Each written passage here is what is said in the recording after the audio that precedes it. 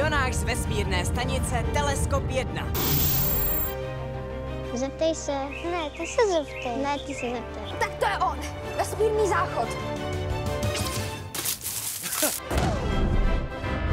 Nejda, asi průšvih. Dobrý den. Bonjour, pane, jak se řekne francouzsky, nerozumím. Harry! Slyšel jsem dobře? Ono to vážně funguje. Ty brďo, on ji zhypnotizoval. Vlna a tlesk. Mějte se vesmírně. Letu zdar.